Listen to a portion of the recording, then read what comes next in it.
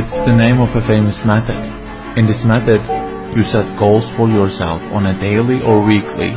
You start to put cross to the days on which you have reached your goal. You make a chain with these crosses and you don't give up. You don't break that chain. But you have a problem.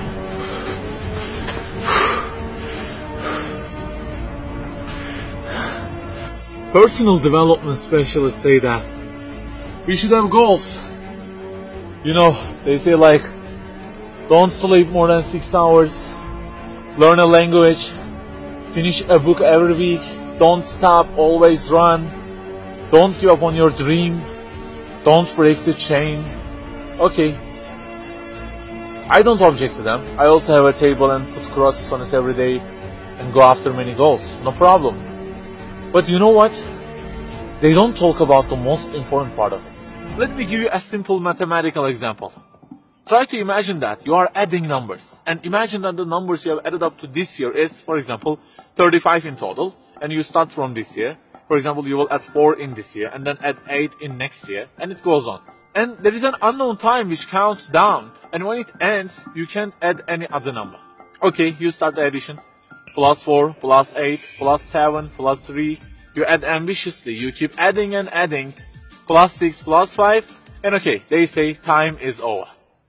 Then you realize that you have added the numbers into a giant parenthesis, and there is a zero multiplication at the end of it. It wipes out all the numbers you have added all those years, and the result becomes 0. Of course, you are disappointed. All your efforts have been wiped out by the 0. A regret arises inside of you. You say, I wish I had seen the whole picture at the beginning and realized that 0 and changed it with 1 before I started the addition. I think you got the point. Okay, guys, you may have goals for this year and afterwards. Learning a language, finishing a book every week, increasing your monthly income to $15,000, not sleeping more than 6 hours, etc. But for what? For what do we set goals exactly? Why don't we break the chain? If it is just for a more comfortable or a more respectable life, remember that all this will already be 0 with death. The death will wipe out all of them. The person who knows English will be equal with the one who doesn't know. The one who earns more will be equal with the one who earns less. The one who can reach his goals will be equal with the one who can't. So, if at the end of it, the death will 0 everything, so what is the meaning of adding more numbers with an ambition? It just increases the degree of the disappointment that you will feel. So the logical thing is seeing the whole picture at the beginning. In this life journey, which will end in an unknown time, my first job must be to prevent death from being 0. Well, can I really prevent death from being 0? I mean, since everything will leave my hands and will be lost, is there any other way that would transform them into something eternal? I mean, isn't there any kind of stamp for eternity that would impress all of the things that I possess and say, look, there is a seal on them and you can't wipe them out, okay? They will remain forever. The only one to say such a thing is the owner of the everything. And he says, كُلُّ شَيْءٍ هَالِكٌ. Everything, the languages you learn, the money you earn, the books you read, everything will be perished, إِلَّا وَجْهًا, except their way towards Him. So the creator of our life says, if your intention is towards Allah, if the thing you do is for His acceptance, it won't disappear, it will be transformed into eternity in paradise.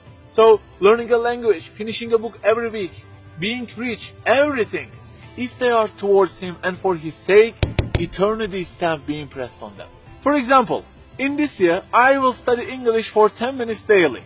For what? Because serving Islam in the field of English is so important, and I want to gain acceptance of my Lord with it. That 0 has turned into 1. This year, I will finish a book every week. Why? Because this is the way of being a more sophisticated person and serving Islam better, and Allah who is eternal will be pleased with it. Good news, that 0 has turned into 1 because now His acceptance is your intention. I aim increasing the income of my company to $150,000. For what? Because I will spend that money on spreading the message of the Quran to the whole world and the publications that would please Him. You have exterminated the 0 because now your goal is towards Him. We add and add like this through our lives, and they don't end with death. People who seek Allah's sake in their actions kill their death. Death cannot zero their additions. If the thing we do is for His acceptance, it is not mortal. You may say, I don't really love Him that much, and maybe I don't really believe in Him that much either. So how can I do everything for His sake? I don't even know who He is. My brother or sister, that's the problem. You don't even know who He is. And actually it is our first job in this life, recognizing Him. That's the first step. The more you recognize Him, the more you love Him. And the more you love Him, the more you seek His sake in your actions. So learn about Him. Who made you? What does He want? Why does He give you such a billion things in each day? Read, find out. Turning to zero into one is a lifelong process. Start at the point that you are missing and try to fix it. Like the specialists say, don't break the chain, but keep the chain to gain His acceptance. Run, but run to be eternal. An unknown time counts down, and before starting to add the numbers, the first thing you have to do is to remove that zero. Otherwise, everything you added will be wiped out.